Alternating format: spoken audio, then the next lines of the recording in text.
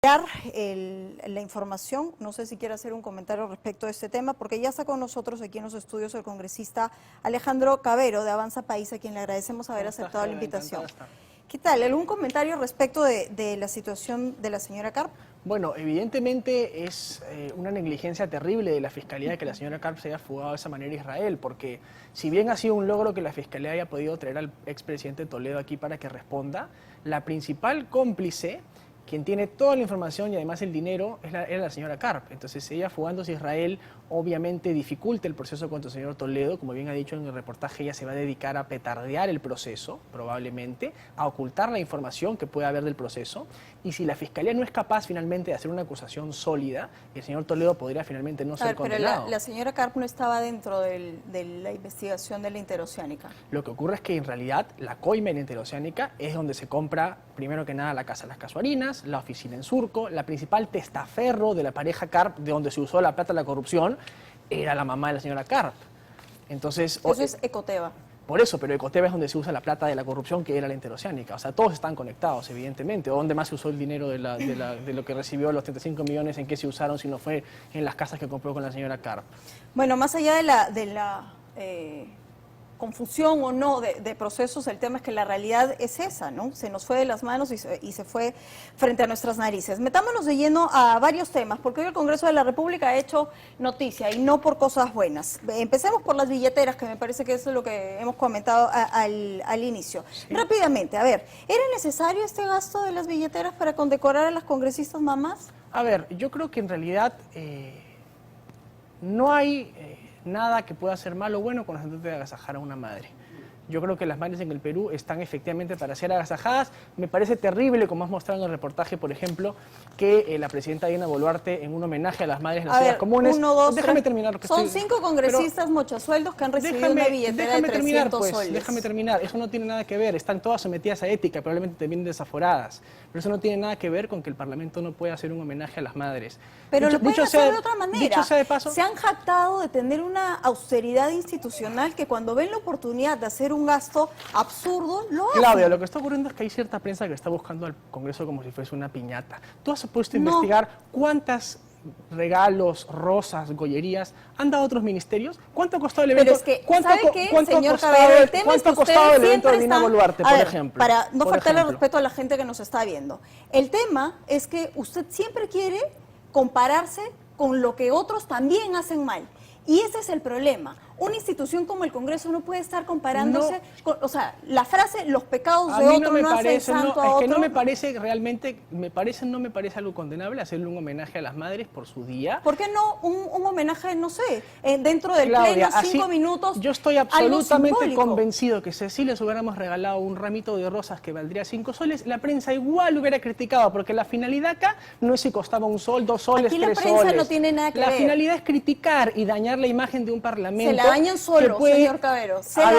Y hay que separar, porque el Parlamento no se puede generalizar, porque los 130 no son iguales, no votan igual, no piensan igual, no defienden lo mismo. Que hayan congresistas que cometen, por ejemplo, el delito que es recortar el sueldo a sus trabajadores, no quiere decir que todo el Congreso es mochasueldo, o que todo el Congreso hace esto, o que todo el Congreso hace lo otro. Yo he mencionado a las personas que tienen la investigación por Bueno, lo que te estoy diciendo es que yo no veo mal que el Parlamento homenajee a las madres congresistas en su día. Y no me parece además que vaya a ser algo que tenga ni mucho menos repercusión. El Parlamento tiene ya, además dicho sea de paso... ¿No le parece un gasto absurdo déjame terminar. Gastar en billeteras que en promedio cuestan 200 Claudia, soles? El Parlamento tiene un presupuesto para esto destinado con anterioridad. Es que ese es el problema. Hace muchísimo Se les tienen tiempo. que cortar las gollerías, porque al Congreso uno va a trabajar, no que para el día de la madre o para el día de lo que fuera, me regalen lo que en el mercado está más caro. Data, no con consigna, vamos con data. El Congreso de la República tiene el 0.5% del presupuesto de la República. Así tú utilizaras todo el presupuesto de la República, ni siquiera es ni una décima parte de cualquier programa social.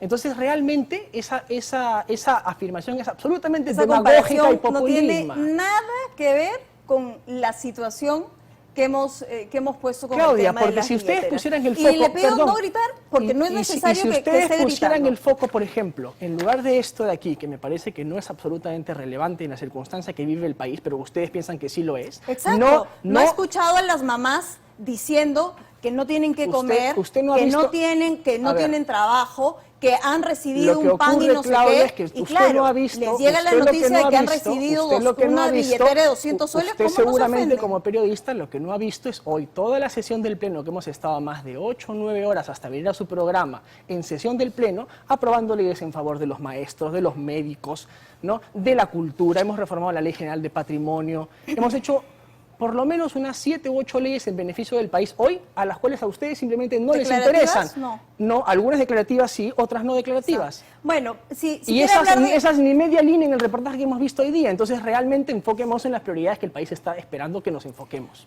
Vamos, a propósito de prioridades, la Junta Nacional de Justicia, su compañero de bancada, el almirante Montoya, ha impulsado una denuncia constitucional por infracción de la Constitución y el ordenamiento penal, dice la Sumilla, contra los miembros de la Junta Nacional de Justicia. ¿Por qué contra todos y no contra una sola persona que finalmente no habría cumplido los requisitos? Al que tienes que preguntar eso es el almirante Montoya, no a mí. Por hubieras ¿Qué opina usted de ello? Yo creo que la señora, no he leído la denuncia, me parece que la señora Tello, el problema que tiene es que ya pasó el límite de edad establecido por el propio reglamento de la Junta, por lo cual supongo, ¿no?, que eso es una infracción. Los demás argumentos no los conozco. Si quieres preguntar el fondo del asunto, entrevista al almirante Montoya. Pero hay un tufillo de que finalmente hay una suerte de querer proteger a la fiscal de la Nación frente a cualquier cosa y que esta denuncia, más que una denuncia que apunte a este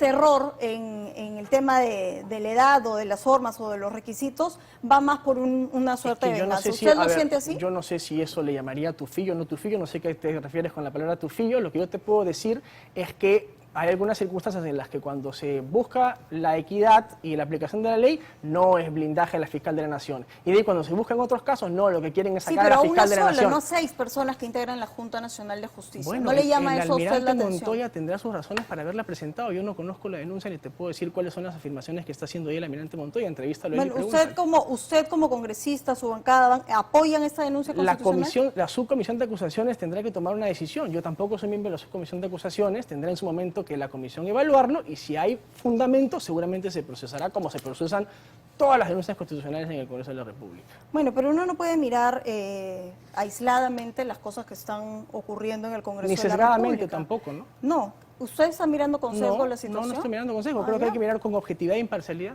Sí, y yo estoy mostrando los hechos tal cual. Pregúntaselos a Montoya. La Junta, y lo vamos a invitar, la Junta Nacional de Justicia se ha pronunciado respecto de esta situación. A ver, lo que dice aquí, y seguramente a usted no le va a gustar porque han citado al informe de la CIT, ¿no? Y lo que dice es lo siguiente. A ver, lo tenemos aquí. ¿Lo pones en pantalla? Sí.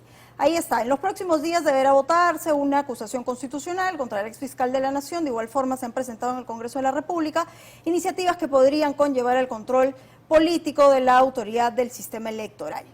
Dice aquí, en armonía con las recientes recomendaciones dirigidas al Estado peruano por la CIT en su informe del 23 de abril, nos permitimos invocar a la representación nacional, al igual que a todos los poderes públicos y organismos constitucionales autónomos, contribuir en reforzar y fortalecer la confianza en la ciudadanía en el Estado a partir de la separación e independencia práctica, real y efectiva de los poderes públicos, entes de control y del sistema electoral. Sí. ¿Qué le diría la Junta Nacional de Justicia? Que esa no es su función. La Junta Nacional de Justicia existe constitucionalmente para nombrar y ratificar a jueces y fiscales en los procesos de selección y ratificación. Su función, la función de la Junta Nacional de Justicia... Pero es autónoma y hace alusión a la autonomía. A ver, yo no estoy diciendo que no es autónoma. La cuestión es que su función no es decirle al Congreso cuáles son sus atribuciones. Esa es una, en todo caso, función que le podría... Pero en ninguna parte del comunicado le está recordando al Congreso cuáles son sus funciones. Por el contrario. Le está diciendo, absténgase. Me remito nuevamente. Citan a la CIT respecto de cuáles son las funciones autónomamente de cada una de las partes. Bueno, por supuesto, pero en todo caso, para ratificar eso, la función es del Tribunal Constitucional, no de la Junta Nacional de Justicia. Por lo tanto, me parece que no están entendiendo cuál es la función de la Junta Nacional de Justicia. La función de la Junta Nacional de Justicia es seleccionar y ratificar a los jueces y fiscales del Perú, no decirle al Congreso qué puede o no puede hacer. Tampoco lo es de la Comisión Interamericana para decirle al Congreso si puede o no puede hacer reformas a la Constitución o si debe o no debe nombrar un defensor del pueblo. No se lo está diciendo al Congreso de la República. El informe no ha ido hacia ustedes. Ha hecho recomendaciones. La Junta Lo que está haciendo la Junta es poner una recomendación. Y además lo que advierte este comunicado... La función de la Junta no de es la poner Junta Nacional de recomendaciones. Justicia, lo que advierte este comunicado es que ustedes estarían cruzando una línea bastante delgada respecto del control político en cargos importantes, Mire, sobre si todo en los los entes si electorales. los señores de la Junta creen eso, que además no es tampoco su función constitucional darle recomendaciones al Congreso, que postulen en las elecciones al Congreso y que sean elegidos para ser congresistas. Hoy son miembros de la Junta Nacional de Justicia y su función no es esa. Bueno, y respecto del sistema electoral... Lo mismo.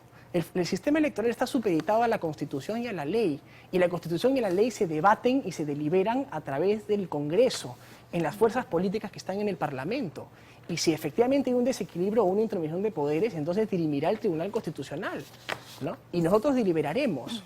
Pero me parece que aquí se cree o se está pretendiendo creer que hay poderes o islas intocables también en el Estado que no pueden ser reformadas, que no pueden ser cuestionadas. Y a mí eso no me parece democrático, para empezar. O sea, bueno, una cosa es reformarlas y otra cosa es querer sacarlas del mapa, ¿no? Como los entes electorales. ¿quiénes ha querido sacar del mapa? Lo único que se ha planteado, entiendo yo, es un proyecto de ley para que puedan ser sujetos de acusación constitucional y que puedan ser sujetos como cualquier funcionario público en un Estado constitucional de derecho. ¿A causa de? Está sujeto. Depende, pues, infracción a la Constitución, por ejemplo, que es la razón por la cual el artículo 99 te permite acusar a un alto funcionario del Estado.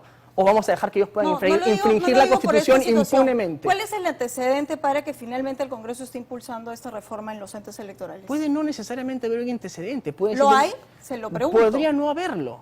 No lo sé, porque yo no soy de ¿No han sido los resultados electorales la puerta a que finalmente se traten iniciativas como las que estamos debatiendo? Yo no pienso eso, no sé si tú pensarás eso, pero pregúntaselo en todo caso al autor del proyecto.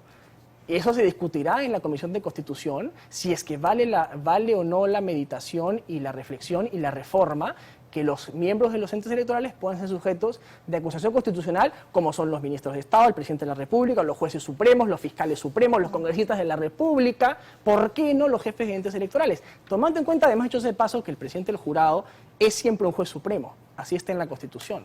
Entonces también podría ser sujeto de acusación constitucional. ¿Por qué no? ¿Por qué en el Estado pensamos que hay islas que nadie puede tocar, que son todopoderosas, intocables? No, al contrario, ustedes creen que pueden tocar lo que sea, cuando sea y como sea. Hay una diferencia. Hay una diferencia de que finalmente hubo un desgaste con este último resultado electoral y que han encontrado la oportunidad para revestir lo que usted bien señala, que es un control constitucional, Claudia, para menoscabar un ente electoral. Eso no es verdad, porque el Jurado Nacional de Elecciones es un cuerpo colegiado de, me parece que 6 personas. El Parlamento de la República son 13 grupos políticos, 130 personas, de todas las partes del país, ¿no? Entonces, decir que el Congreso actúa pues como si fuera una sola persona tomando decisiones como si fuese una dictadura es absolutamente incorrecto o por lo menos impreciso. Bien, a propósito de dictaduras, vamos a ver qué fue lo que dijo hoy el expresidente Pedro Castillo. Reapareció y eso fue lo que dijo. El día de hoy soy un preso político. Desde el 7 de diciembre estoy secuestrado y no tengo derecho ni siquiera a un espacio de comunicación hasta este momento.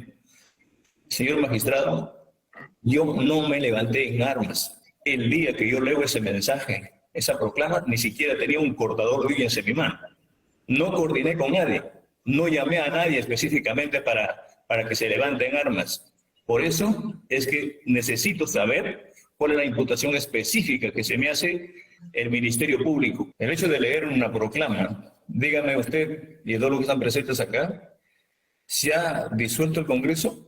¿Se ha intervenido las instituciones? Lo que pasa, señor, que se ha cometido una tremenda arbitrariedad. Le aclaro que usted está en una prisión preventiva, no es un preso político, es una prisión preventiva dictada por este juzgado y que ha sido confirmada por una sala de la Corte Suprema. Bueno, esto nos sorprende, ¿no? O sea, ya del Castillo nada me sorprende, pero ese nivel de sangre en la cara es realmente único, ¿no? O sea, él dice, bueno, lo hice sin querer queriendo, ¿no? O sea, di el mensaje, pero ¿saben qué? Mi intención era hacerlo, pero ¿saben qué? Nunca se disolvió, ¿saben qué? Nunca me levanté en armas, ¿no? Realmente ridículo y vergonzoso de alguien que ha sido presidente de la República.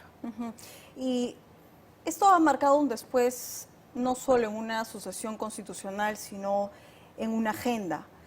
Hay aún un grueso que este señor parece saber capitalizar y que ustedes están aprovechando coherentemente. ¿Capitalizar en qué sentido y aprovechando en qué sentido? En que hay un grupo, finalmente, que sí se come el cuento de que él es un preso político e intenta, finalmente, seguir con esta teoría. Y mi pregunta va a si ustedes son conscientes de que esa es una oportunidad para que ustedes puedan, finalmente, trabajar en una agenda. A ver, lo que ocurre es que nosotros estamos trabajando en una agenda distinta a la agenda del señor Pedro Castillo. O sea, el señor Pedro Castillo está ahorita respondiéndole a la justicia por los gravísimos delitos que ha cometido. Yo no he hablado de ideologías. Sí. La agenda va mucho más allá de las ideologías, en fomentar puestos de trabajo, El Parlamento en hace tener leyes todas las educación semanas, coherente. Claudia. Por eso te digo que parece que aquí no están siguiendo las cosas que hace realmente el Parlamento en lugar de enfocarse en otras cosas. No, es que usted quiere que nosotros sigamos lo que a usted se le No, antoja. que me está diciendo que nosotros tenemos que tener una agenda Mi y la pregunta tenemos ha sido y todas las concreta. semanas se aprueban cosas muy Mi pregunta específicas ha sido, en concreto, después del y el golpe de señor- Estado, ¿Ya? después del golpe de Estado, ¿qué se ha hecho finalmente por tener puntos claros en una agenda país con la que este señor se abanderó y que nunca cumplió y que ustedes pudieron ver como Pero oportunidad? tendrías que ver las leyes que aprueba el Congreso en favor de los profesores, de las enfermeras, de los policías. Hoy día hemos aprobado una ley de ascensos para la Policía Nacional, para que realmente haya meritocracia. Pero eso a ustedes no les interesa. El señor Pedro Castillo está ahorita respondiendo a la justicia por sus delitos. Y si la gente le cree o no, yo creo que la gran mayoría de peruanos no le creen a este señor porque se ve tan obvio que el señor pues es un ridículo, perdóname la expresión, ¿no? Entonces, ese será su tema. Y yo creo que el señor Pedro Castillo responderá a la justicia, ¿no? Y el Parlamento tiene su agenda, está haciendo su tarea. A gente que le gusta, hay gente que no le gusta. ¿Y por qué cree que tienen tan baja aprobación? Porque los parlamentos ni aquí, ni en la China, ni en la Conchinchina, Claudia, son populares, ni nunca lo van a hacer. Porque son populistas, no populares. No, porque el Parlamento no es una persona, son 130 personas de 13 grupos políticos y siempre van a haber personas cuestionadas aquí y ahí en Suiza también, ¿no? Entonces yo te diría, Claudia, que lo que tenemos que hacer es enfocarnos en los temas realmente importantes, en los temas realmente trascendentes. A eso hay que ir. Y a eso vamos, siempre, a eso vamos. Le agradezco por haber estado esta noche aquí con nosotros en 2023 y muy cerca de su agenda y de la agenda del Congreso, aunque usted no lo crea, señor Cavero. Gracias por haber estado esta noche con nosotros. Tenemos que hacer una pausa.